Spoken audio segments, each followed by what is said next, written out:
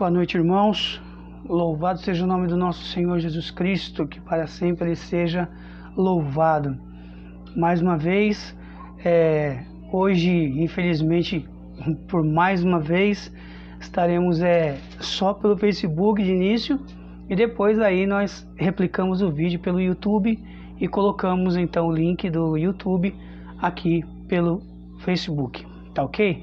Ainda não conseguimos fazer simultaneamente, né? Deus providenciou um notebook para nós, mas a câmera do bendito do notebook não quer funcionar. Eu não sei, não consigo resolver isso. Então, se algum irmão aí quiser trocar comigo, pegar as peças desse aqui e me dar um que funcione pelo menos a câmera, esse miserável pregador agradece para a gente poder fazer simultâneo, tá bom? Caso contrário, a gente vai tentando aqui, vamos ver se a gente vai conseguindo aí resolver esse bendito desse problema, né? Por enquanto, continuamos assim, tá bom? Irmãos, hoje, assim, pensando, rezando para Deus, para que Deus inspirasse a transmissão de hoje, me correu, né, durante o dia, a realidade da sociedade de hoje. A realidade da sociedade de hoje é uma realidade triste, né? É uma realidade triste no que diz respeito ao contexto espiritual. Porém, nós não podemos cair no fatalismo e nem tampouco plantar pânico no coração das pessoas. Isso é completamente errôneo. Não nos cabe esse tipo de atitude como evangelizadores, como anunciadores do Evangelho. Porém, cabe a nós revelarmos a verdade como faziam os profetas no Antigo Testamento, como fazia também João Batista, que por causa da verdade perdeu a cabeça, Paulo apóstolo, Pedro, todos os apóstolos, os santos, todos eles foram defensores da verdade. Cada qual dentro da sua natureza, cada qual dentro da sua própria característica de fazê-lo. Porém, nesse tempo, nós andamos assim como que as pessoas querendo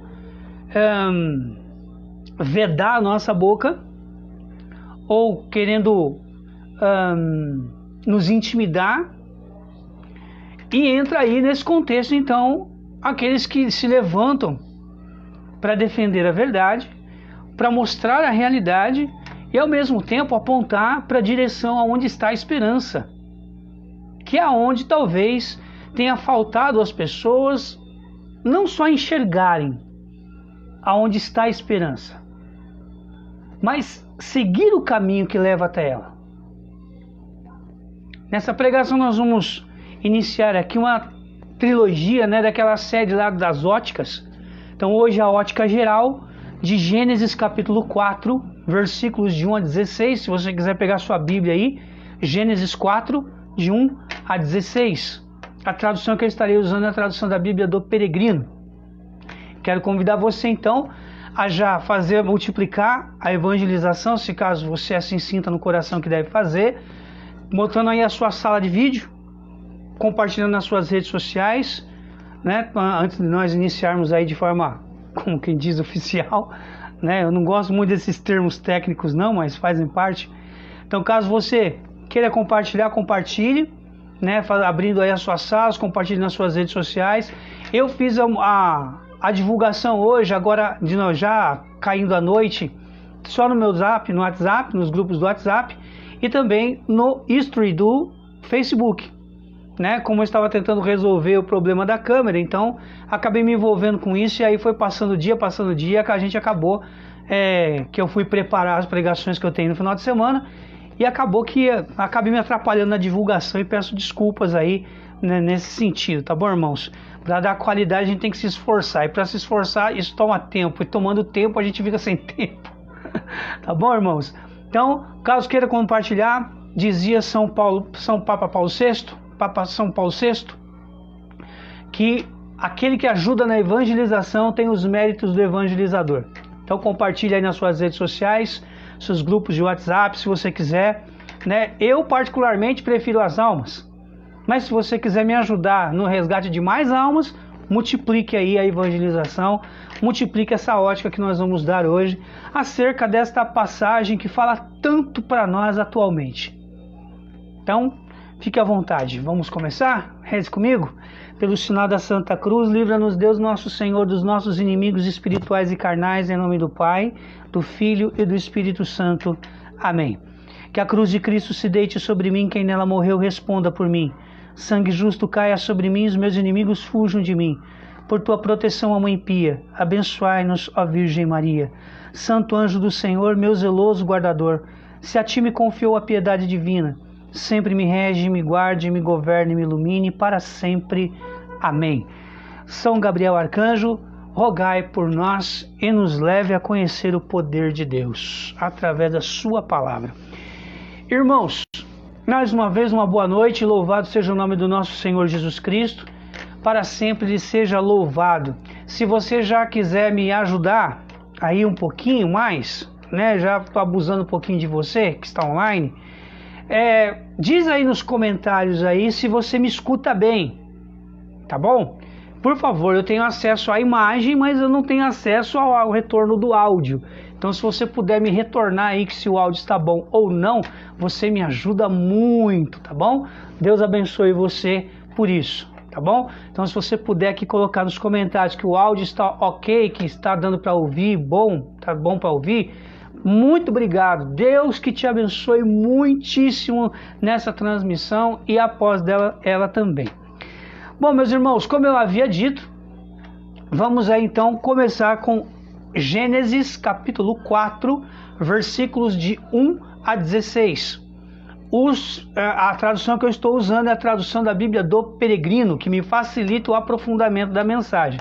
Não se esqueçam de comentar aqui se o áudio está bom, por favor, tá bom? Deixa eu ver aqui se alguém já falou e eu estou comendo bola aqui. Não, ninguém falou nada do áudio, então estamos aí em tempo. Então, por favor, se for possível, você confirme aí, preste esse serviço para nós aí, em nome da evangelização. Bora lá. Versículo 1 de Gênesis capítulo 4. Adão se uniu a Eva, sua mulher, e ela concebeu, deu à luz Caim e disse: procriei um homem com o Senhor. De novo deu à luz seu irmão Abel. Abel era pastor de ovelhas, Caim era lavrador. Passado algum tempo, Caim apresentou dos frutos do campo uma oferta ao Senhor. Também Abel apresentou ofertas dos primogênitos do rebanho e da gordura. O Senhor gostou mais de Abel e de sua oferta, e menos de Caim e de sua oferta. Caim irritou-se muito e andava cabisbaixo. O Senhor disse a Caim: por que te irritas? Por que andas cabisbaixo? Se procedes bem, não levantarias a cabeça? Mas se não procedes bem, o pecado espreita à porta, e embora ele te deseje, tu podes dominá-lo. Caim disse a seu irmão Abel: vamos ao campo. E quando estavam no campo, Caim lançou-se sobre seu irmão Abel e o matou. O Senhor disse a Caim: onde está teu irmão Abel? Ele respondeu: não sei, sou eu o guarda do meu irmão? Replicou: o que fizeste? A voz do sangue do teu irmão clama da terra a mim? Por isso te amaldiçoa esta terra que abriu a garganta para receber de tua mão o sangue de teu irmão. Quando cultivares o campo, ele não te entregará a sua fertilidade. Andarás errante, vagando pelo mundo. Caim respondeu ao Senhor: minha culpa é demasiado grave para suportá-la. Se hoje me expulsas da superfície da terra e tenho de me ocultar de tua presença, andarei errante e vagando pelo mundo, e quem me encontrar me matará. O Senhor lhe respondeu: não é assim. Quem matar Caim pagará multiplicado por 7. E o Senhor marcou Caim para que não fosse morto por quem o encontrasse. Caim afastou-se da presença do Senhor e habitou em Eresnode, a leste de Éden. Palavra do Senhor, graças a Deus. Um beijo na Sagrada Escritura. Quem beija a Sagrada Escritura, beija também a face de Cristo, vai dizer Santo Agostinho. Obrigado, Patrícia, pelo retorno. Deus abençoe nossa transmissão. Muitíssimo obrigado. Bora lá, irmãos. Eu acredito, irmãos, que todos já tenham visto aí esta passagem, já tenham passado essa passagem, já tenham meditado, talvez, ouvido pregações, homilias, etc, etc, etc, etc. Né? Na verdade, essa passagem me chama a atenção pela atualidade dela, né? Muito mais do que pelo fato em si do primeiro fratricídio que acontece na face da terra. Este evento desse primeiro fratricídio, ele também nos revela certas curiosidades que passam a ser, assim, realidades que gritam muito para o nosso tempo. Nós podemos aqui, irmãos, a partir desta palavra, se nós abrirmos o coração nessa hora para Deus e para o poder da sua palavra, nós poderemos notar que muitas das coisas que nós vivemos na atual sociedade é consequência do que aconteceu aqui. Se vocês me permitem dizer, as coisas começaram aqui. A deterioração da moral do homem começou aqui. O pecado original de Adão e Eva, que nós já trabalhamos numa outra ocasião, onde nós vimos a ótica de Deus, de Adão, de Eva e da serpente. Nós vimos 4 óticas fora a ótica geral. Portanto, são 5 óticas diferentes ali no pecado, ali em Gênesis 3. Hoje pulamos para Gênesis 4.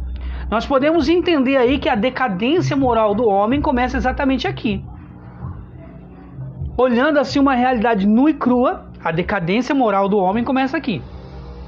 Porque o pecado original acontece lá em Gênesis 3. Agora começa então a diferenciação, a consequência do pecado original, gerando agora a decadência moral a partir desse pecado original cometido.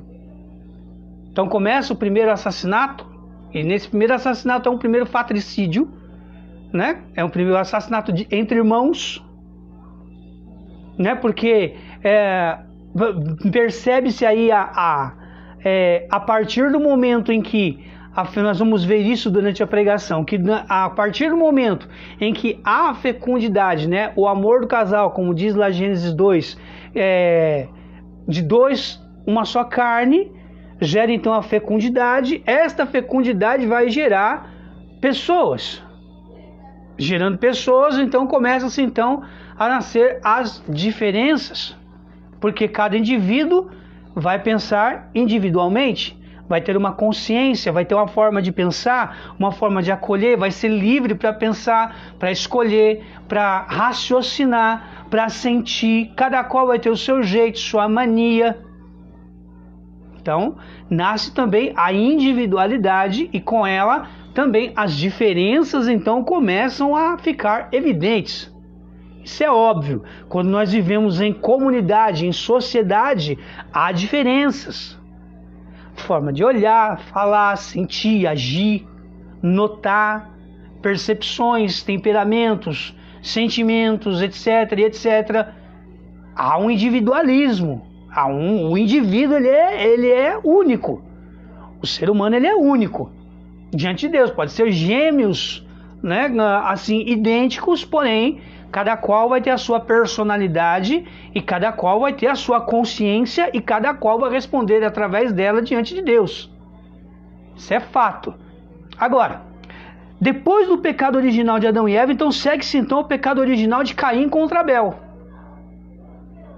Ora, é óbvio, né, Lúcio? Mas de que jeito? Fazendo a morte entrar na humanidade. A morte entra a partir de Caim contra Abel. Não entra através da serpente. A serpente semeia, é claro, nós vamos ver isso durante a pregação. Porém, entra através de Caim, que abre o seu coração, assim como Eva lá em Gênesis 3 se deixou levar por Satanás na pessoa da serpente. Agora Caim se deixa levar de uma forma mais sorrateira, sem a serpente. Agora não tem a serpente. Agora é aqui na consciência. Presta atenção. fazendo a morte entrar na humanidade pela porta do fratricídio, que dá início então à deterioração moral do homem depois da sua queda. O homem cai, lá em Adão e Eva, o homem cai pela desobediência a Deus, é expulso do paraíso. Então começa Adão e Eva a viver o seu casamento, o seu matrimônio, se tornam então uma só carne. Nasce primeiro Caim, depois nasce Abel. Então começa a proliferar as diferenças de raciocínio. Agora, o nome Caim vem do hebraico Q-A-Y-I-N, Caim, né? Que significa artífice ou ferreiro. Abel vem também do hebraico Rebel, né? Que significa sopro, e também significa, pode vir a significar, e aqui existe uma explicação para isso, vaidade ou nulidade. Provavelmente este nome Abel ele vai derivar do Aplu, A-P-L-U, né, que significa filho, origem do nome que indicaria uma origem mesopotâmica da narrativa de Gênesis. Isto não é importante, irmãos, tá? Isso é só um contexto para você se localizar nos nomes para dar assim uma abertura de leque, ok? Agora, veja bem, artífice ou ferreiro. O ferreiro é aquele que lida com ferro, né, com arte, que tem deduz assim alguém que tem um trabalho mais brusco, né, mais chucro. Já o outro, sopro, é como se fosse um trabalho um pouco mais delicado, dentro do contexto da palavra, ok? Dentro do contexto da palavra. Agora veja bem, se um apontava para uma delicadeza e o outro mais para a rudeza, né, a gente pode deduzir um pouquinho da personalidade tanto de Caim como de Abel. Abel, um pastor. Caim, um lavrador. O lavrador, ele sai, ele vai cultivar, ele vai abrir caminho na terra para semear. Essa é a função dele. Vai ver o terreno, preparar o terreno. É um homem de atitude. É um homem que vai cuidar de terra, de semente. Presta atenção nisso. É um homem que vai cuidar da terra, da semente, dos grãos. Cuidado com as pragas depois que nascerem as árvores, quando começarem a surgir os frutos, ele vai cuidar das pragas, ele vai colocar ali, talvez naquela época talvez não tinha os recursos que nós temos hoje com certeza. Porém, eles deveriam trabalhar com alguma coisa para evitar ali os carunchos, alguma coisa do gênero, né? Com os cuidados que eles tinham possíveis na época. Já Abel não. O pastor que queria fazer, lembre-se de Davi? Abel também era um pastor, tinha um rebanho, né? Então ele não dá somente, se você prestar atenção na narrativa, ele não dá somente os primogênitos para Deus, ele também dá as gorduras também. Ele não economiza, ele dá tanto os primogênitos, que não deveriam ser poucos, e também dá as gorduras, churrasco de ovelha até dizer chega. E aí a diferença? Enquanto Caim cuida da terra, da semente, da planta, etc., prepara o terreno, prepara a semente, escolhe onde planta, etc., Abel tem que cuidar do pastoreio, levar para tomar água, levar para comer, ficar de olho para a ovelha não explodir de tanto que come, tem que cuidar para que seja uma água límpida, para que ela tome bastante água, para que ela se mobilize na medida certa, coma na medida certa, tem que cuidar, tem que olhar extraviada, se extravia tem que voltar pro rebanho, tem que trazer de volta, tem que ficar cuidando, tem que ficar no pé. Existe uma grande diferença de um ofício para o outro. Um implica cuidados quase que humanos, vamos dizer assim. Não é humano, é um cuidado com um rebanho. Ele está cuidando do rebanho ali, é diferente. Ele não tem que preparar o solo para plantar a ovelha no solo. Ele tem que cuidar da ovelha para que ela se alimente bem, da medida certa, tem ali o pasto correto. Já a semente não, eu tenho que cuidar da terra. Plantei, acabou. Depois eu vou lá, cuido da terra, dou aquela fofada, dou aquela regada, acabou. Quando nasce o fruto, eu dou o fruto. Eu como fruto e tá tudo certo. A ovelha tem que cuidar, tem que tosquiar a ovelha. Se tá com a lã muito grande, tem que podar. A diferença te leva e me leva à preferência. Presta muita atenção nisso. Olha aonde Deus coloca os nossos olhos. Dentro dessa palavra. Presta bastante atenção. Vamos lá, vamos seguir em frente. Se o amor conjugal, então, de Adão e Eva converte dois em uma só carne, como diz Gênesis 2:24, a fecundidade que nasce, então, multiplica acaba sendo multiplicado tanto a fecundidade e a partir daí a fraternidade, porque se foi fecundado, se nasceu, se deu 2 irmãos, multiplicou. De uma só carne, 2 filhos. Então multiplicou. 2 irmãos. A fraternidade introduz a diferenciação na cultura, no culto, nas intenções, nas preferências e no modo de pensar. Porque, como eu disse no início, cada um é um. Cada qual vai pensar de uma forma diferente. Eu penso de um jeito, você que me assiste pensa de outro. Você consegue raciocinar, outra pessoa consegue raciocinar de uma terceira maneira diferente de nós dois. E assim segue o curso. Por quê? Porque nós temos inteligência. Deus nos deu capacidade de pensar individualmente, de ver pontos diferentes, de reagir de forma diferente. E isso é a grande graça do livre-arbítrio que Deus nos deu. Deus nos deu a capacidade de pensar livremente. Nos deu a capacidade de amar como Ele ama. E se não é a capacidade dele, nós não somos capazes de amar nada e a ninguém. Por quê? Porque essa capacidade nasce dele, que é amor dentro de nós, a partir do momento em que nós temos a ciência de que ele plantou a imagem dele e a semelhança dele dentro de nós. Então nasce a individualidade, assim como na Santíssima Trindade. O Pai é uma pessoa, o Filho é outro e o Espírito Santo é outra pessoa. Cada qual tem a sua personalidade. Os três se agem em comunhão perfeitíssima. Porém, cada qual tem uma individualidade e uma característica que lhe é peculiar. Independente, por isso que são 3 pessoas, o grande mistério da Santíssima Trindade. 3 pessoas num só Deus com a mesma essência e mesma santidade. A partir daí, irmãos, nós começamos então a entender algumas coisinhas. Os 2 apresentaram as ofertas do seu trabalho para Deus. Os 2. Porém, por que Deus se agradou mais de Abel? Esta foi a grande pergunta que me acompanhou hoje na preparação desta pregação. Porque a palavra não deduz isso, irmãos. Por incrível que pareça, a palavra não dá essa pista para nós. Porque, também Abel apresentou a oferta dos primogênitos do rebanho e da gordura. Porque, será que é o fato de ser primogênito? De ter apresentado mais sem reservas? Mas como é que foi essa oferta de Caim, então? Porque ele apresentou os frutos do campo. Os frutos do campo. Que campo era esse? Que tamanho que era esse campo? Como é que foi essa oferta?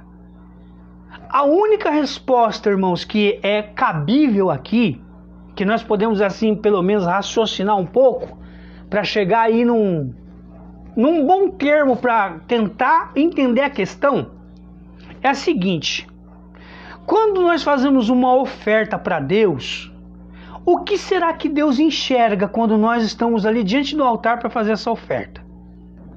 Lembre-se bem que Jesus falou algo interessante no Evangelho sobre isso.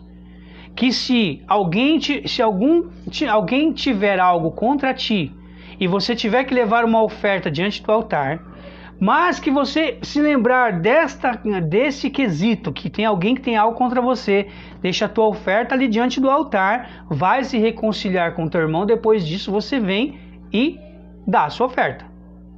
Significa, irmãos, que há um olhar de Deus acerca daquilo que nós ofertamos para Ele, como nós ofertamos, não é?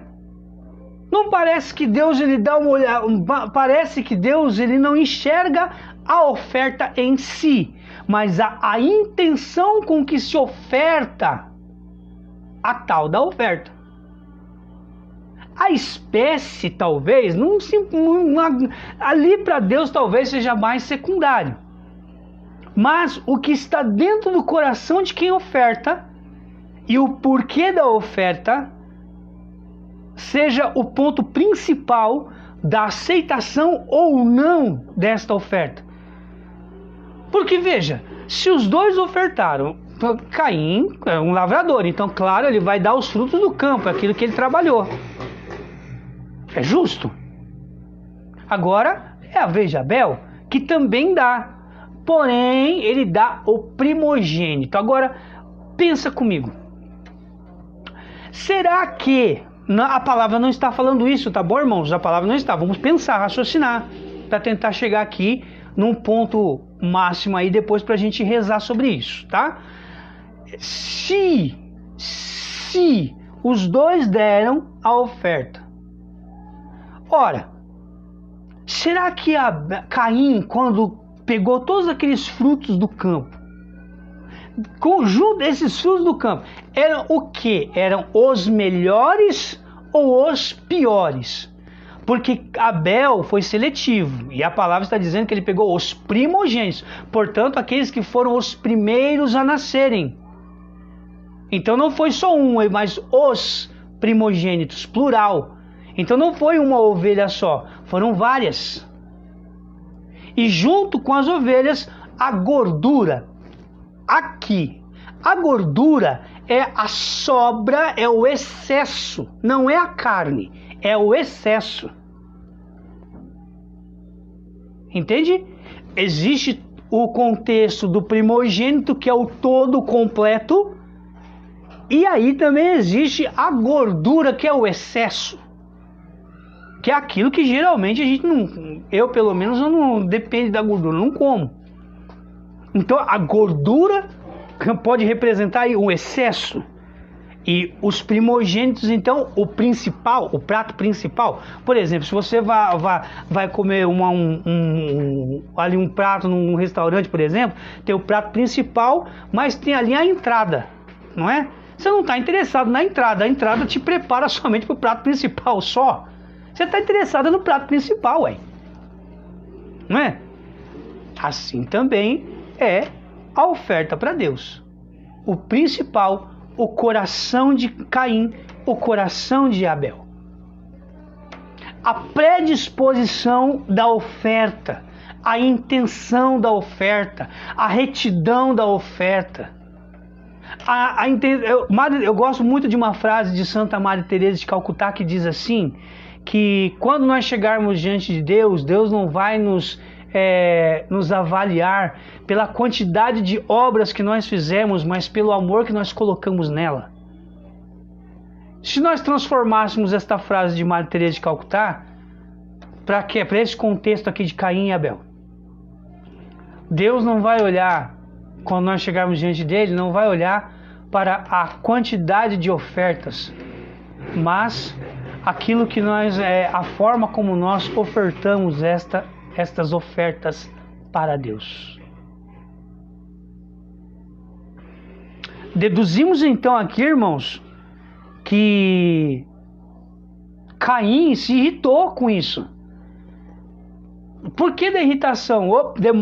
E acende aquela lanterninha de alerta. Ele se irritou, a palavra está dizendo aqui que ele se irritou. Caim irritou-se muito.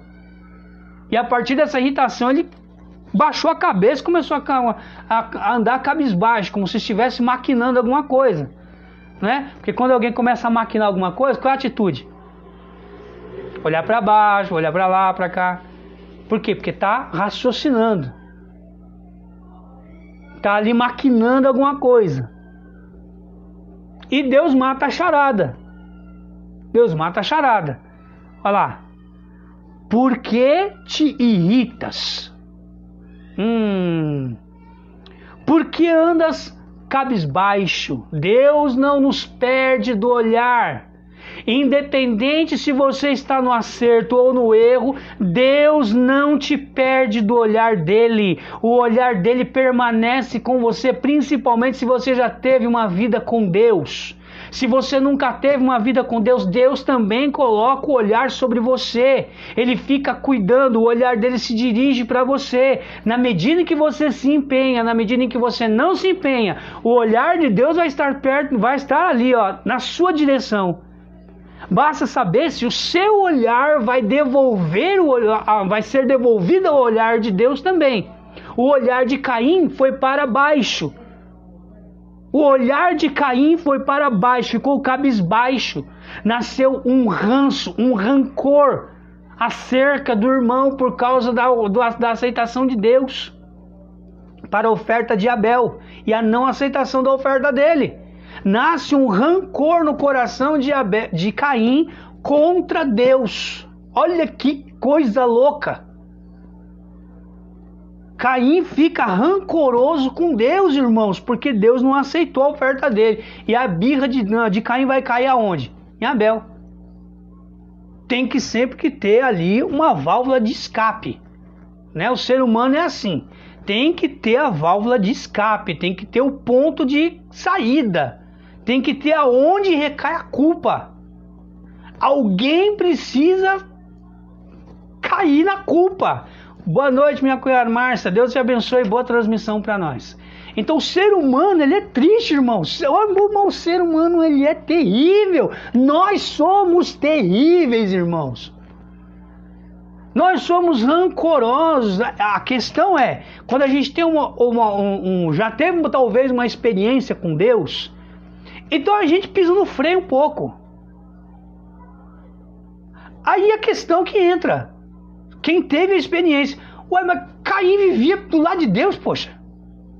Porque se Deus falava com Caim, irmãos, esse homem, o homem escutava a Deus. Como que pode alguém que escuta Deus cair no rancor contra ele? Tem cabimento um negócio desse? Pra mim, na minha cabeça limitada, chucra, não entra. Aqui nessa cabeça oca minha, às vezes muito dura, não entra.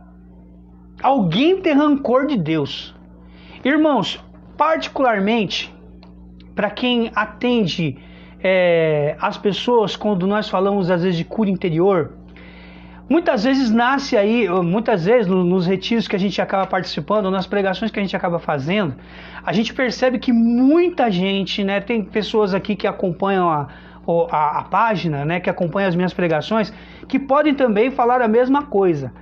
Quantas pessoas nesses retiros, nas pregações, não estão magoadas com Deus? Por isso não conseguem caminhar, não conseguem progredir na fé, não conseguem amadurecer. Por quê? Porque tem um rancor com Deus, tem uma mágoa com Deus. Olha onde chegou a meditação da preparação de hoje dessa pregação, irmãos.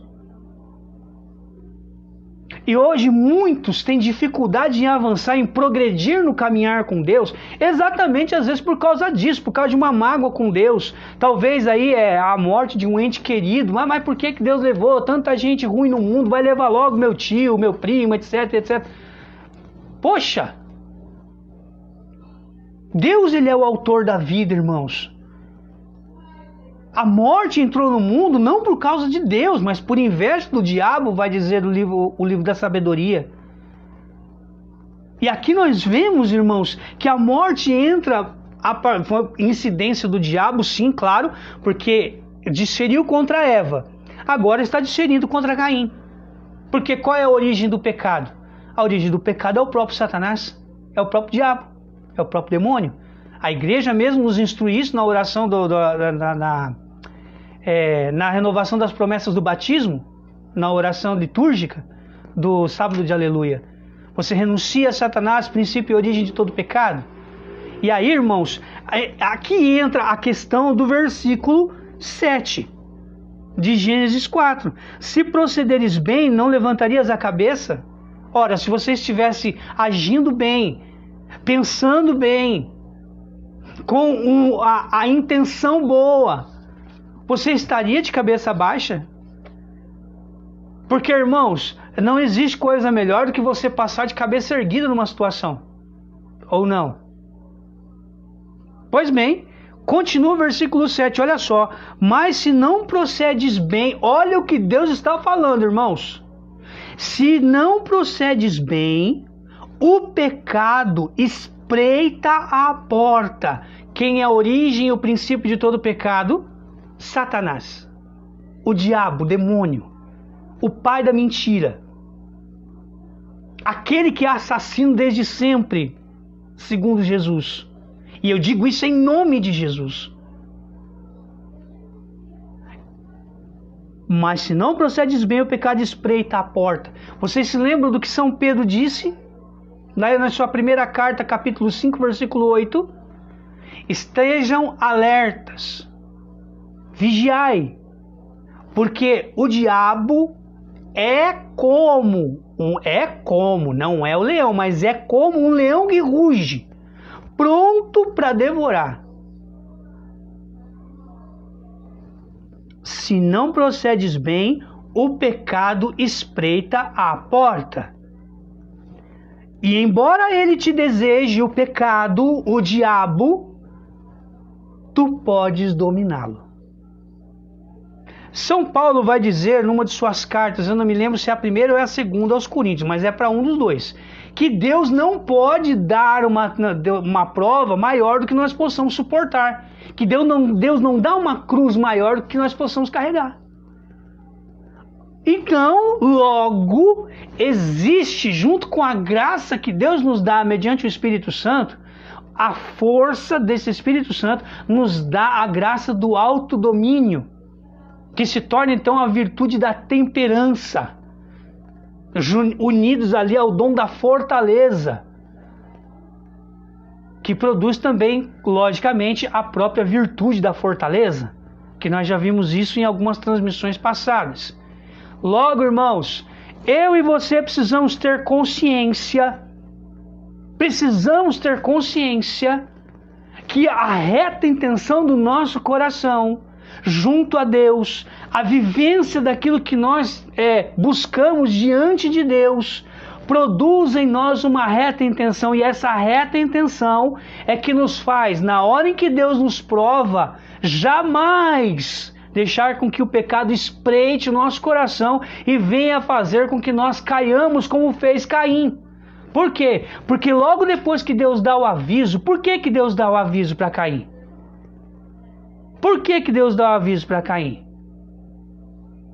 Porque Deus não é ser humano para deixar o ser humano quebrar a cara. Deus, ele quer avisar. Deus, ele não desiste de Caim.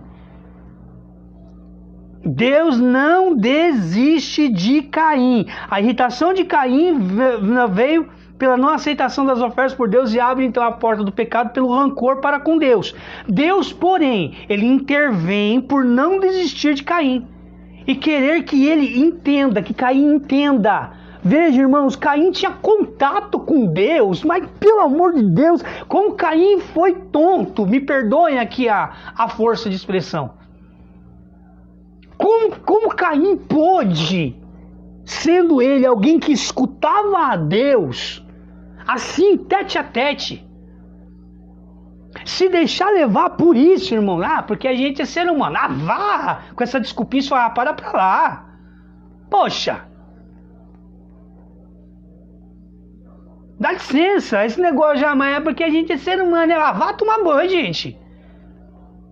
Pera lá, a gente é ser humano, mas dentro de nós, dentro do ser humano, esse ser humano aí que a gente vive dando desculpa, mas a gente é ser humano. Dentro desse ser humano, quanto mais pequeno for, cabe a grandeza de Deus. Deus cabe aí.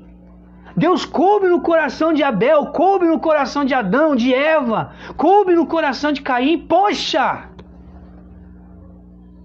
Coube no coração de Davi, que caiu. Coube no coração de Abraão, que também caiu. Coube no coração de Moisés. Poxa! E aí a gente vem com essa desculpinha esfarrapada. Tá louco, né? Pera lá. Uma experiência com Deus, irmãos, hoje, né, a gente precisa ter noção. É por isso que a perda da noção do sagrado faz também perder a noção do profano. E vice-versa. Quando a gente perde a noção do profano, a gente acaba perdendo a noção do sagrado também. Isso é a regra espiritual de quem um dia experimentou a Deus. Experimentou, deu as costas, é óbvio, um ou outro vai dançar e vai abrir para os dois. A perda da noção, tanto do profano quanto do sagrado. É o que aconteceu com Caim. A decepção com Deus, você imagine com o ser humano. A decepção com Deus fez com que o homem, Caim, deixasse de lado isso e partisse finalmente, não deu atenção, não quis entender. Irmãos, quando uma pessoa é decepcionada com algo dentro da igreja, com alguma pessoa, com alguma situação, com algum religioso, religiosa, sacerdote, seja lá quem for, mas também com Deus, a pessoa se decepcionou. Irmãos, a pessoa fica como que cega. Por quê? Porque viu, se decepcionou. Então, óbvio, o diabo vai cegar aqui para não ver mais as qualidades, mas só ver defeitos. E aí foi o que aconteceu com Caim. O que ele foi fazer? Não, você tomou o meu direito de Deus receber a minha oferta. Foi essa a visão de Caim. Você interferiu no meu relacionamento com Deus. Logo você vai pagar por isso. Mas quem rejeitou não foi Abel, quem rejeitou foi Deus. E quem originou a rejeição de Deus da oferta foi o próprio tonto do Caim. Não é com devido respeito, né, a pessoa de Caim. Mas quem provocou isso? Foi ele mesmo, ué. Nós não sabemos qual era a intenção de Caim, mas ele se irrita. Quem sabe aí, existe aí o problema de você querer ser reconhecido. Não tem bastante isso dentro da igreja hoje? Na sociedade, as pessoas querem ser reconhecidas pelos seus méritos, pelos seus feitos. Ah, porque eu fiz isso, porque eu fiz aquilo, porque eu ajudei A, B, C pessoa. E daí? Não fez mais que a obrigação, jacu. Não fazer o bem a alguém já é pecado. Você não sabia disso? Porque Deus, ele é totalmente bom e só pode nos proporcionar o bem. Logo, a partir do momento que eu experimento o sumo bem que é Deus, eu tenho que proporcionar o bem a todos, independente de quem seja. Logo, não fazer o bem já é pecado. Isso aqui é uma análise nua e crua. Caim não entende, não quis entender dentro dele o que aconteceu, abre a porta para o pecado. Deus intervém porque quer salvar ali o relacionamento fraterno entre ele e Abel, para que Caim não faça nenhuma asneira, por isso ele intervém. Porém, né, quem procede bem, com boas intenções, permanece de cabeça levantada e não cabisbaixo. E já que ele estava cabisbaixo, ele não conseguia mais olhar para Deus e para as intenções de Deus.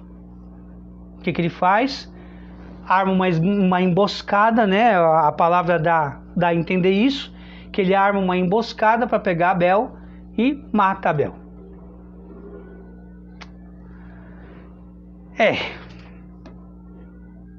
Caim então se deixa dominar pelo rancor com Deus, mata seu irmão, e aí chegou a hora da prestação de contas.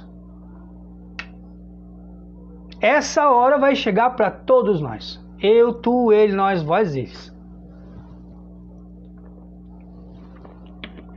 Vai chegar para mim, vai chegar para você, assim como chegou para Caim, deve ter chegado para Abel também, que foi lá na hora, e depois aí, né, a gente deduz aí o desenrolar da história. Porque aí chega a salvação em Jesus Cristo e todo mundo é tirado ali da mansão dos mortos, como nos indica o credo. Mas enfim, esse não é o assunto de agora. Mesmo com o pecado à espreita, irmãos, nós temos a possibilidade de renunciá-lo. Deus nos deu a capacidade de termos autodomínio. Interessante Deus é olhar para, depois do que Caim faz toda a lambança, Deus encontrar com Caim novamente. E aí questionar Caim. Fazendo assim algo semelhante ao que aconteceu em Gênesis 3.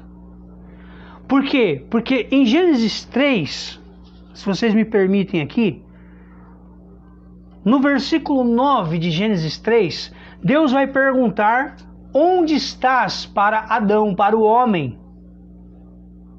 Presta atenção. Onde estás? É a pergunta de Deus. Qual é a pergunta do versículo 9 do capítulo 4? Onde está o seu irmão Abel? Gênesis 3:9 e Gênesis 4:9. Onde está Adão? Onde está o teu irmão Abel, Caim? A resposta de Caim é uma resposta assim que deduz até uma certa grosseria, né? Agora, um detalhe, irmãos, que acontece aqui, me permitam aqui eu estou aqui dando uma sapeada aqui na palavra, sapeada, né? Desaforo, né? O versículo 10, Deus vai questionar, depois eu falo da resposta de Caim, calma aí, não perca o raciocínio não. Mas onde estás? Gênesis 3:9 e Gênesis 4:9, perguntando para Caim. Primeiro pergunto para Adão em Gênesis 3, agora pergunto para Caim em Gênesis 4. Agora, vai no versículo Gênesis 3:13, vai dizer, Deus vai questionar a mulher no interrogatório, vai questionar Eva. Portanto, que fizeste? Porque o homem dá a resposta do que aconteceu, né? Você se lembra disso, nós já fizemos essa pregação já algumas vezes. Pois bem, o versículo 10, depois da resposta de Caim, que fizeste?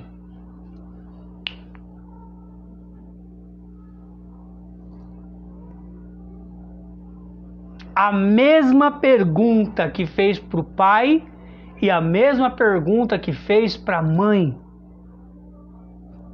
Onde está o teu irmão? Que fizeste?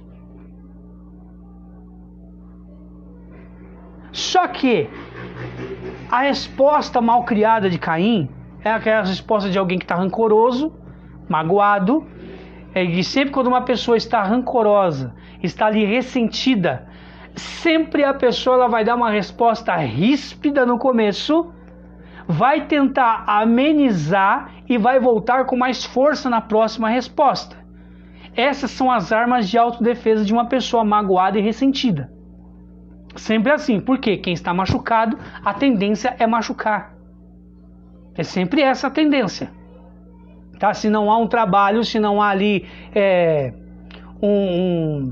um cuidado para a cura interior ali, de voltar para o perdão, de voltar para o alto perdão, inclusive perdão para Deus, né? Fazer aquela oração de perdão completa, desgraçadamente a pessoa vai querer machucar. Por quê? Porque ela está machucada, ela está magoada.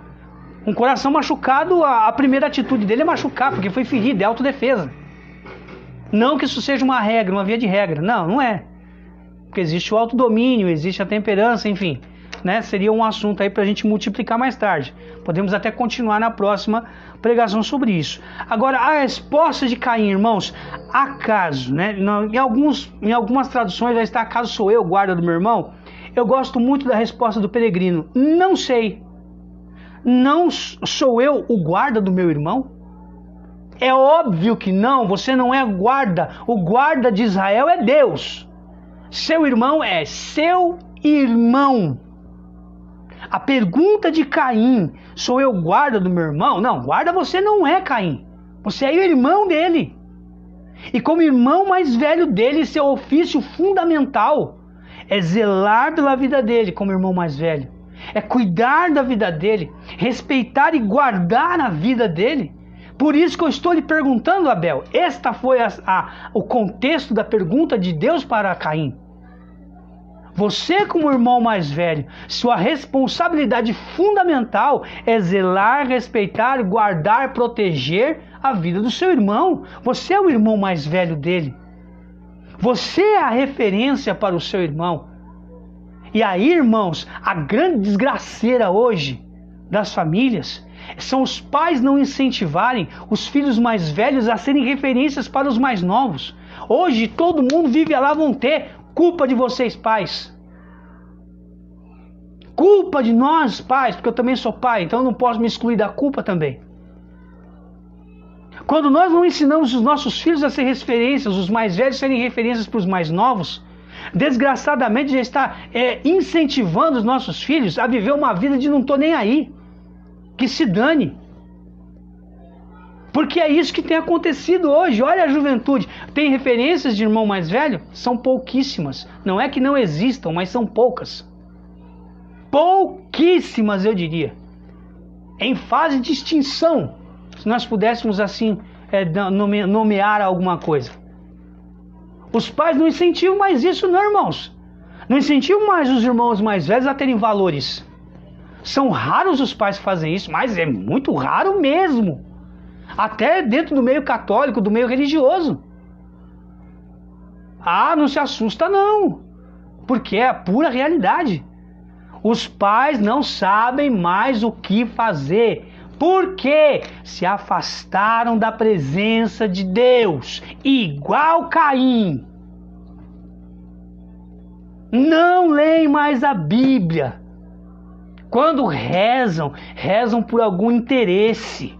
Não por causa do encontro com Deus, para ouvir a voz de Deus, ser direcionado por Deus, para amar a Deus, buscar o amor dele, cultivar o amor dele dentro de si e a partir daí explodir em santidade.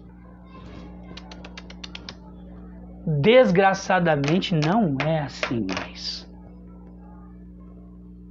Eu vou generalizar e dizer que é todo mundo? Não posso. Mas eu diria que uma boa e gorda parcela da sociedade hoje não faz isso. Inclusive dentro do meio católico, que deveria ser o primeiro a cultivar esse tipo de coisa. Onde estão as boas referências daqueles irmãos mais velhos? Falam, nossa, meu irmão mais velho é a minha referência. Eu sou o mais velho da minha casa, irmãos. Então eu não tenho para onde olhar, a não ser para meu pai. Eu não tenho onde olhar, a não ser para meu pai. Então eu olho para meu pai e vejo ali a minha referência. Com todas as dificuldades do meu pai, hoje já de uma certa idade, mas eu me lembro do meu pai com 38, 40 anos. Eu, molecote, me recordo de muitas vezes brincar de bola com meu pai. E hoje para mim ele é uma referência. Do meu pai me instruindo, do exemplo do meu pai todo dia, domingo de manhã, missa. Agora com essa pandemia, né, meu pai já de certa idade, ele é do grupo de risco, pois ele é diabético. Então ele se recolhe, tem medo, né? Algo até compreensível. Ele veio aqui em casa no Natal, a gente percebeu, tadinho, tava morrendo de medo. Né, de ficar junto com o povo ali. A minha casa nós recebemos alguns parentes assim, claro, todos nós tudo bem conscientes daquilo que estávamos fazendo, com todos os critérios de higiene dentro da minha casa, porém, meu pai estava com medo. E é até compreensível isso. Então, mesmo assim, para mim ele é uma referência. E ele nos ensinou, junto com a minha mãe, que nós precisávamos ser referências para aqueles que vinham depois. A partir de mim, depois veio meu outro irmão, depois veio mais um e depois veio outro, caçula. Nós somos em 4, então eu sou o primeiro. E depois do meu encontro com Deus, foi aí que eu me dei conta do quanto eu precisava ser referência para os meus irmãos. Eu nem sempre consegui, mas me esforcei e continuo me esforçando ainda hoje. Caim deveria ter sido a referência para Abel e não acabar com a vida de Abel.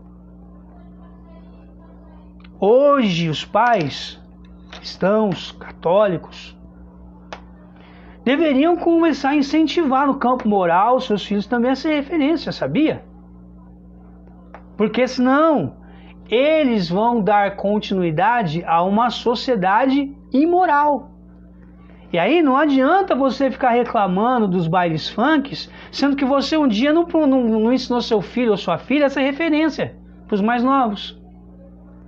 Não adianta você reclamar do seu filho ou de sua filha quando ele está dançando talvez aí de cima de um carro, ou talvez está se drogando no meio da rua, bebendo, enfiando a garrafa, garganta, goela abaixo, no meio de uma praça pública, fazendo as coisas mais nojentas e descabidas que não cabem colocar dentro aqui de uma transmissão ao vivo.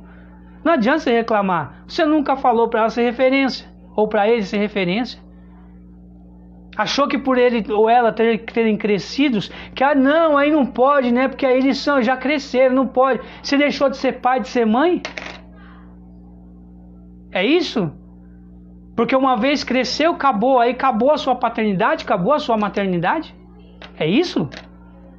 Me explica, me faz entender. Porque eles ganharam uma certa dependência, está debaixo do seu teto, responsabilidade é sua. Você, pai e mãe. Mas aí a gente não tem domínio. Mas você não tem que ser dono, você tem que ser pai, tem que ser mãe. Não é dono, dono é Deus. E olha que Deus nem se denomina assim, ele se denomina como pai. Dá um tempo, né? E aí vai reclamar da sociedade, da juventude. Essa geração, essa juventude, não sei o quê. Sem esperança, descabida, desregrada. Será que eu e você não temos uma parcela de culpa nisso? Será que eu e você, igual o Caim, a gente não andou de cabisbaixo, não? Vamos continuar? As consequências do pecado de Caim quais foram? O sangue do assassinato clama a Deus, e o próprio Deus fala isso. A maldição da terra que absorve o sangue do assassinato como uma única testemunha ocular. Então sempre vai ter a terra como testemunha, porque recolheu o sangue de que ele derramou, do próprio irmão. Que tristeza, hein? E a outra, né? O sangue que clama a Deus, irmãos, olha. Quando eu preparava aqui, né? Quando a gente vê a vida de alguns santos e alguns escritos desses santos, né? A gente percebe que uma das coisas que na atual sociedade tem sido assim motivo de muita discussão, é uma discussão descabida, a bem da verdade, né? A gente já sabe disso, que é uma discussão descabida em relação ao aborto, que é um crime que brada os céus. Irmãos, qualquer vida é vida. O direito à vida foi dado por Deus. Quem o ser humano se acha para arrancar a vida de alguém, sendo que ela foi dada pelo próprio Deus? Independente de quem seja, irmãos, eu sou católico. Eu sou católico e eu acredito que você também seja. Se não for, também respeito. Mas eu sou católico e aqui você vai escutar aquilo que é católico. Doa quem doer. E como eu sou católico, Deus ele é o autor da vida. Então se ele é o autor, com que direito eu vou me desfazer de algo que é de autoria de Deus? Com que direito? Então como é que eu posso pensar em pena de morte? Como é que eu posso pensar na lei da eutanásia, independente da circunstância? Vida é vida. Como é que eu posso pensar num aborto, independente de quantas semanas. E a partir do momento da concepção é comprovado. A partir do momento da concepção é comprovado, já tem vida ali. E ponto, acabou. Tá? Então isso não cabe discussão, é indiscutível. Com que direito vai se atentar à vida? Poxa vida, meu Deus do céu, tem umas coisas que são lógicas e a gente quer deturpar a lógica. E aí a gente fala, mas ou o ser humano simplesmente aderiu ao extremo do ridículo, ou então o ser humano perdeu a noção de quem ele é. Ele é ser humano e aí perdeu a noção de que Deus é Deus e ele é ser humano só. Sabe, irmãos? E aí outra consequência, um insucesso nos trabalhos e nos investimentos, porque agora o solo vai ser infértil para Caim, por ser testemunha ocular do assassinato. E fica marcado, então, Deus falou que marca ele como um andarilho errante vagando pelo mundo. Vai conviver com a culpa do primeiro assassinato para sempre. Meu Deus.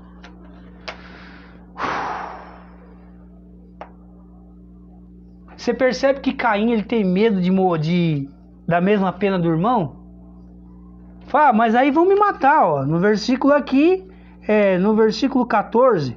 Se hoje me expulsas da superfície da terra e eu tenho que de me ocultar de tua presença, andarei errante vagando pelo mundo e quem me encontrar me matará. Deus fala, não.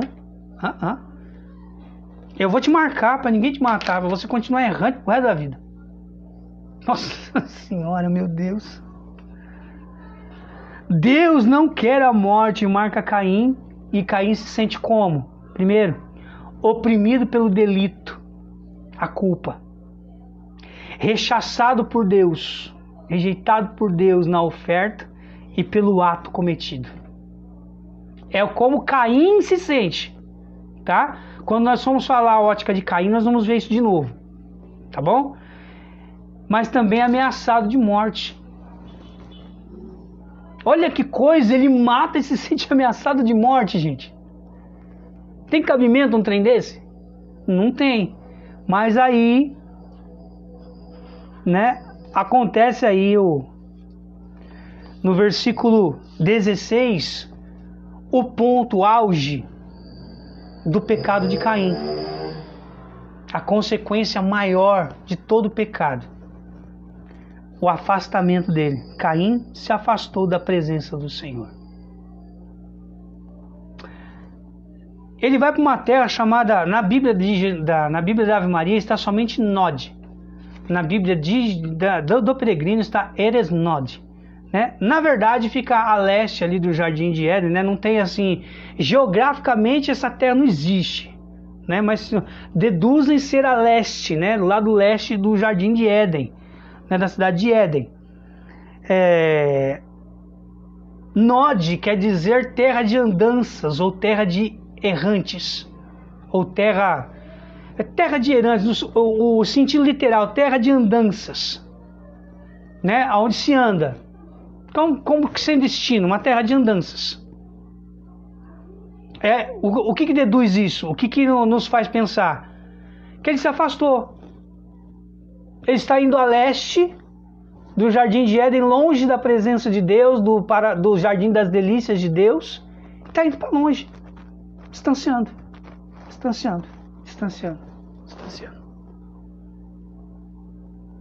Quando nós estamos longe de Deus, nos afastamos da presença de Deus, irmãos, nós vamos para a terra das andanças. Passamos a ser andarilhos, sem destino, sem rumo. Não temos para onde ou para quem olhar. Perdemos o rumo. Eu e você, nós não podemos nos afastar de Deus, da sua presença. Deus não sai da nossa presença, Ele está sempre conosco. Mas nós não podemos sair da presença dEle, somos nós que geralmente fazemos isso. Senhor, nós saímos tanto da Tua presença, Senhor, que muitas vezes o rancor nasceu em nós, Jesus, talvez não por Ti, como aconteceu com Caim, mas o rancor ele foi nascendo a partir nascendo para com as outras pessoas que nos rodeiam. Os nossos sentimentos de culpa, Senhor, muitas vezes foram transpostos para outras pessoas e nós quisemos descontar as nossas culpas culpando as outras pessoas. Ah, Senhor, tende compaixão de nós às vezes que nós matamos as pessoas dentro de nós, pelo nosso rancor, pela nossa mágoa, pelo nosso ressentimento. Nos ensina a perdoar, Jesus. Pai querido, santo, bendito e amado, em nome do Teu Filho Jesus, nessa hora, nós recorremos à Tua presença e à Tua infinita misericórdia para conosco, Senhor. Porque por tantas vezes, Jesus, apesar de nós queremos estar ou pretendermos estar na Tua presença, fomos matando as outras pessoas que nos desfavoreciam no meio do caminho, Jesus. E muitas vezes, inconscientemente, nós começamos a matar essas pessoas. Perdoa-nos, Senhor. Tem misericórdia, Senhor, das nossas inconstâncias, das nossas incertezas. Piedade, Senhor, da nossa dureza de coração, da nossa inveja, da menos-valia que nós transferimos para as outras pessoas. Tende compaixão de nós, Senhor, de todo o nosso complexo de culpa, de inferioridade, de menos-valia, de menosprezo. Coisas que nós às vezes carregamos por conta da nossa educação que nós tivemos, quando a nossa mamãe, muitos filhos, muitos irmãos, e às vezes a gente se sentia preterido ou não se sentia na preferência dos nossos pais, tios, amigos, relacionamentos. Jesus, misericórdia de nós, porque nós transferimos esse complexo para os nossos relacionamentos atuais. E quantas vezes nós não fomos rancorosos com as pessoas, privamos as pessoas muitas vezes do encontro contigo, achando que nós iríamos ficar de lado. Ah, Senhor, quanto complexo de Caim que nós carregamos conosco. Nos tornamos pessoas cabisbaixas, depressivas, pessoas que ficam se enchendo de culpa, caindo numa presunção medonha, onde tudo nós achamos que nós somos culpados, numa falsa humildade, e acabamos por sermos pessoas autoadoentadas por causa da nossa culpabilidade, da nossa suposta humildade em reconhecer nossas culpas, Senhor, quando na verdade nós somos orgulhosos como Caim. Sara o nosso coração nessa noite, Pai, em nome de Jesus, de toda a soberba, de toda a prepotência, de todo o orgulho que nos foi minando o nosso encontro, nossa visão, nossa capacidade de escuta a Ti. Porque, Senhor, Caim, ele te escutava, ele era íntimo. Jesus, vem com o Teu poder nessa hora e no poder do Seu sangue. Lavar o nosso coração, Senhor, de toda a espécie de culpabilidade, de autoculpa, de autocondenação, de auto-menosprezo, de auto-menos-valia. Esse complexo de Caim, Senhor, onde temos que ser errantes e nos distanciarmos de Tua presença. Pelo contrário, Senhor, nos coloca perto de Ti pela força do Teu Espírito. Batiza-nos nessa hora, Senhor, com Teu Espírito Santo, a fim de que nós, Senhor, primeiro possamos nos dar a nós mesmos o perdão, nos perdoar pela nossa infantilidade, pela nossa imaturidade, pela nossa inconstância, pela nossa presunção, pela nossa incapacidade de reconhecermos que as nossas intenções, na verdade, muitas vezes elas não são boas.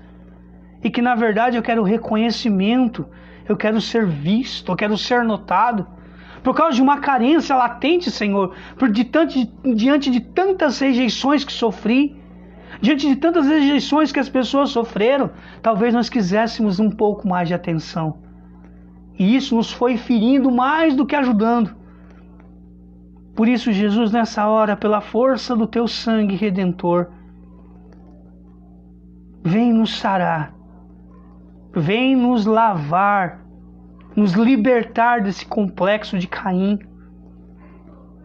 Vem nos libertar, Senhor, do distanciamento. Nos traz para perto, Espírito Santo. Nos traz próximos. Batiza-nos, Jesus, com Teu Espírito Santo e nos traz para perto de novo.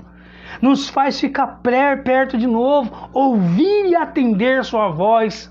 Ouvir e atender e obedecer a Tua voz, Senhor. Para que nós não andemos mais cabisbaixos, depressivos, com tendências à depressão, Senhor, ou à síndrome do pânico. Vem nessa hora com o Teu sangue redentor, Jesus, e pela força do Espírito Santo, nos batizar, nos trazer de volta a Tua presença. O Senhor não desistiu de Caim, o Senhor tentou avisá-lo para que ele entendesse, e ele não quis. Hoje nós estamos daqui dispostos a entender, Senhor, a não cair no mesmo erro de Caim.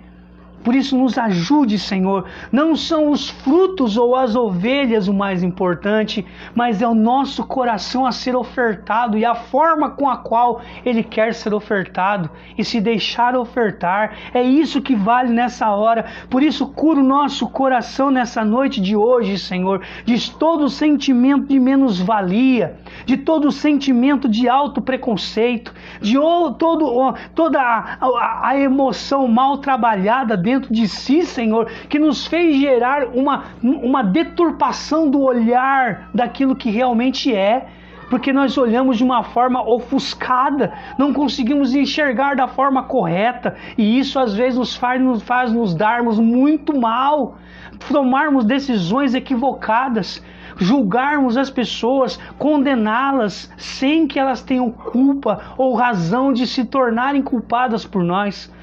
Por isso, vem nos curar nessa noite de hoje, Senhor, por dentro, lá onde nós fizemos brotar o rancor, o ressentimento, o sentimento não trabalhado, por medo, por covardia de mexer aonde dá trabalho. Não, Senhor, nessa hora nos ensina a colocar a mão ali, melar a mão ali, sujar, porque depois o Teu Espírito vem lavar com águas límpidas e purificadoras. Vem nessa hora, Espírito Santo, purificar os corações que estão aqui empoeirados pela mágoa, pelo ressentimento, pela chateação com Deus. Vem, Espírito Santo, nessa hora, sopra toda a poeira do rancor, sopra toda a poeira do ressentimento, até mesmo da mágoa, da chateação para com Deus, da não compreensão da vontade de Deus e por isso o afastamento da presença dEle, por não aceitar que Deus não te entenda. Na verdade, somos nós que não entendemos a Deus. É a nossa falta de compreensão e docilidade à vontade dEle. Por isso vem, Espírito Santo, e lava-nos. Sopra de novo essa poeira que ficou. Sopra de novo, limpa a sujeira. Sopra de novo. Derrama esta água purificadora a fim de lavar toda a sujeira que o pecado deixou aqui dentro do nosso coração, da nossa alma, da nossa inteligência, nos tornando às vezes até incapazes de entender a nossa capacidade de raciocínio, impedindo com que a gente pensasse de forma lógica, muitas vezes agindo mais e pensando mais pelo desespero do que pela lógica. Tem compaixão de nós, Senhor. E batiza-nos, Jesus, com Teu Espírito Santo, a fim de que mais uma vez voltemos a Ti. Voltemos a Ti.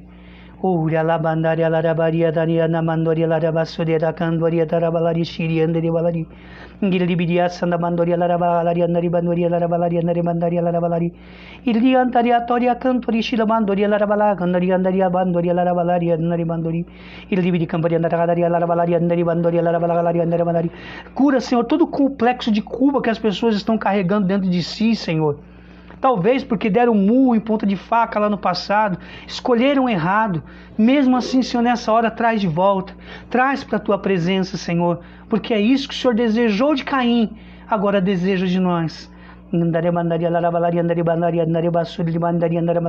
Toda a coluna torta, Senhor, por causa da mágoa e do ressentimento, por causa do peso que esta mágoa, esse ressentimento tem feito sobre a nuca, deixando essas pessoas tensas, pessoas inclusive que são lideranças hoje dentro de suas respectivas comunidades, que estão acompanhando nessa hora um peso sobre a nuca, Senhor, por causa desse sentimento de ranço, de rancor, de mágoa, de ressentimento, até mesmo com os próprios familiares, inclusive, Jesus, contigo, rancorosos porque lhes foram tirados entes queridos, amigos muito amados. A dor da perda se tornou rancor contra ti, Senhor, se tornou mágoa, ressentimento contra ti. Ah, Jesus, coloca um bálsamo nesses corações nessa hora e liberta-nos, Senhor, e nos leva a perdoar-te, Senhor. O Senhor não precisa do nosso perdão. Somos nós que precisamos te perdoar e dissipar esta mágoa que nós temos para contigo, Jesus.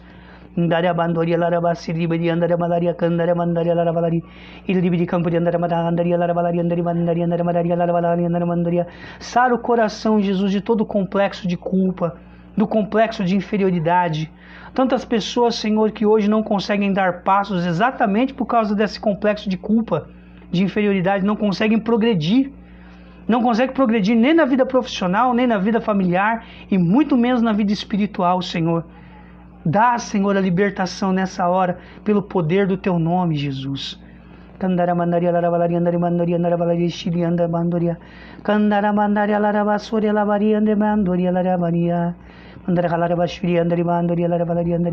Muito obrigado, Senhor. Nós sabemos que muito mais do que nós, é o Senhor quem quer, muito mais das pessoas. O Senhor espera de nós algo a mais. Que o nosso algo a mais comece a surgir a partir de hoje, Jesus. Que nada mais nos impeça, nem mesmo uma autossugestão de que Abel venha a ser melhor do que nós, ou daquilo que nós ofertamos. Nem isso, Senhor, possa ser suficiente para nos afastar de Tua presença. Pelo contrário, que nos aproxime muito mais de Ti, Senhor. Obrigado, meu Deus. Obrigado pelas pessoas que se deixaram tocar e foram tocadas. Obrigado pelas pessoas que tiveram paciência e ficaram até aqui. Obrigado por aquelas que vão, com certeza, acessar mais tarde ou posteriormente esse vídeo, essa pregação, tanto aqui ou no YouTube, tanto faz. Obrigado, Senhor. Merecimento nenhum, mas toda a honra, toda a glória a Ti, que é o mais interessado na nossa felicidade e na nossa proximidade contigo. Muito obrigado, meu Senhor. Muito obrigado. A Ti, Mãe Santíssima, obrigado pelo auxílio. Ave Maria, cheia de graça, o Senhor é convosco. Bendita sois vós entre as mulheres, e bendito o fruto do vosso ventre, Jesus. Santa Maria, Mãe de Deus, rogai por nós, pecadores, agora e na hora da nossa morte. Amém. Enfim, obrigado, irmãos. Louvado seja Deus, por mais uma vez podermos falar da palavra. Fora esta pregação, nós teremos mais duas, ou melhor, mais três, a ótica de Deus, a ótica de Caim e a ótica de Abel, tá? Então nós teremos lá, nós vamos organizar na playlist lá do YouTube.